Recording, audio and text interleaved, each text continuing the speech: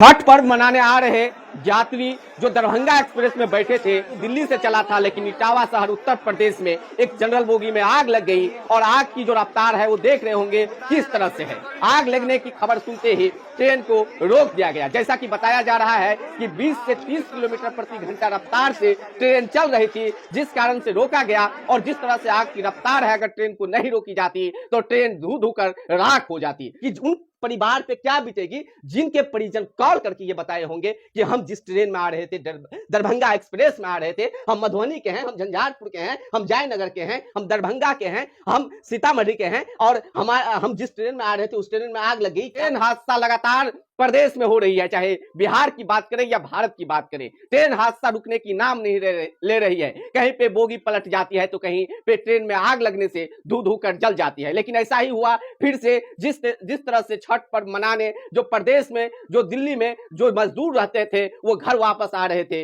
लेकिन जिस तरह से ट्रेन में आग लग गई है, एक दुखों का पहाड़ बिहार वासियों पे टूट पड़ा है। आप समझ सकते हैं उन परिवार पे क्या गुजरेगा आज, जिनके परिजन दिल्ली से घर आ रहे थे, लौट रहे थे अपने परिवार के साथ में छठ मनाने के लिए, और उनको पता चलेगा कि ट्रेन में आग लग गई। जैसा कि खबर आ रही है कि ट्रेन में आग लगने से लगभग 2, 4, 5 लोग बुरी तरह से झुलस गए हैं, वो भी। और जो जान माल की खतरा है वो किसी तरह से नहीं बताया जा रहा है जान की खतरा। हालांकि ट्रेन में जो सामान थे वो बहुत सारे यात्रियों का जलकर राख हो गए। आनंद फानन में वहां पर रेलवे के टीम होते हैं, वो पहुंचे और ट्रेन बोगी को बुझाने में मदद की गई। लेकिन जिस तरह से दरभंगा एक्सप्रेस दरभंगा आ रही थी दिल्ली से, और इस तरह से जो हादसा हुई आग लगने का, पूरी तरह से जांच होनी चाहिए कि आखिरकार कहीं पे रेलवे ट्रैक से पलटी कर जाती है तो कहीं पे ठोकरे लग जाती है, तो कहीं पे बोगी में आग लग जाती है। आखिरकार इस तरह की घटना क्यों होती है? क्या रेलवे पूरी तरह से सजग नहीं है, या कोई आम जनता या किसी की जो इसमें लापरवाही है, जिस तरह से इस तरह की हादसा होती है?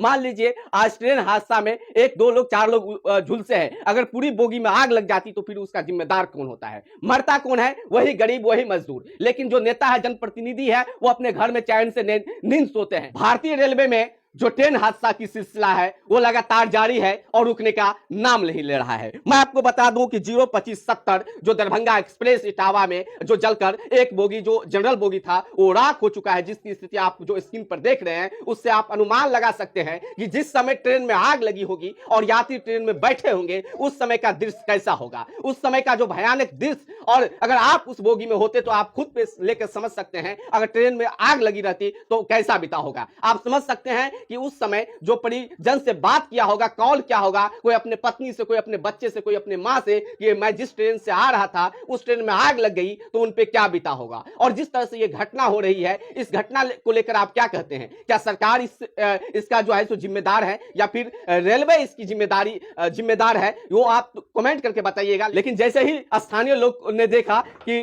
जनरल बोगी में आग लग गई है, वहां पर जो दमकल गाड़ी होती है उसको रवाना कर दिया गया, और वहां पे जो जिस बोगी में आग लगी थी उस बोगी को बुझाने में पूरी तरह से जो वहां के लोग थे, स्थानीय लोग थे, और जो रेलवे में जॉब करते हैं कर्मचारी है, वो पूरी तरह से वहां पे अपना काम किया। लेकिन कहा जाता है कि हिंदू धर्म का जो महापर्व छठ पर्व होता है, जिसमें लोग अपने परिवार के साथ, फैमिली के साथ मिलकर छठ पर्व छठ घाट पर मनाते हैं, लेकिन उस परिवार पर, उस फैमिली पे क्या बीतेगा जिनके परिजन ये कहेंगे कि हम जिस बोगी से आ रहे थे उस बोगी में आग लग गई और पूरा सामान जलकर राख हो गया। जैसा कि खबर आ रहा है कि अभी तक किसी भी तरह की जान की वहां पे आशंका जाने की नहीं है, लेकिन पूरी जानकारी हम नहीं दे सकते। ऐसे ही खबर आएगी, मैं दूसरा वीडियो भी दिखाऊंगा कि आखिरकार ट्रेन बोगी में आग लगने से कितने लोगों की जान गई है। जिस तरह से आग लगी हुई है, साफ साफ यहां पर दिख रहा है कि जान भी गई होगी लोगों की। लेकिन हमें ईश्वर से, अल्लाह से, भगवान से ये कामना है कि किसी भी तरह की जान न गया हो। भले ही सामान जल गया हो तो आ जाएगी, लेकिन जान न गया हो। लेकिन देखना यह है कि आगे खबर क्या आती है। लेकिन जिस तरह से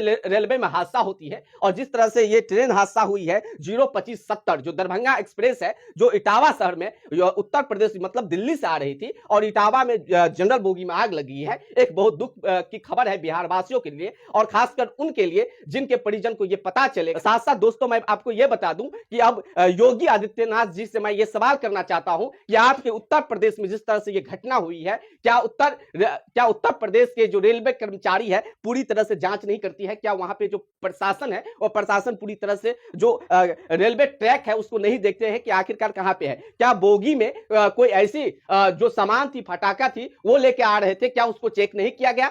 जिस तरह से इस तरह की हादसा हुई है, कारण क्या है वो पुख्ता सबूत जनता को चाहिए। आखिरकार रेलवे में इस तरह से हादसा क्यों होती है? कभी ट्रेन पर से जो है कभी जो है ट्रैक पर से जो है बोगी उतर जाती है, कभी पे टक्कर खा के हजारों लोग मर जाते हैं, तो कभी कभी बोगी में जो है सो आग लग जाती है। आखिरकार ये क्या हो रहा है? आम लोग सेफ नहीं है क्या? आपने आज तक सुना कि बड़े नेता बिजनेसमैन का जो है कोई इस ट्रेन हादसा में जान गंवाई? नहीं, आम लोग, वही मजदूर लोग जो बिहार से पलायन या यूपी से पलायन या कहीं और से पलायन करने के लिए शहर जाते हैं अपने बीवी बच्चों के लिए। लेकिन होता क्या है आखिरकार? तो कभी फैक्ट्री में आग लगती है, तो कभी ट्रेन में लगती है, तो कभी ट्रेन आपस में टकरा जाती है और जान चली जाती है। आखिर जिम्मेदार कौन है? बिहार सरकार, यूपी सरकार या केंद्र सरकार?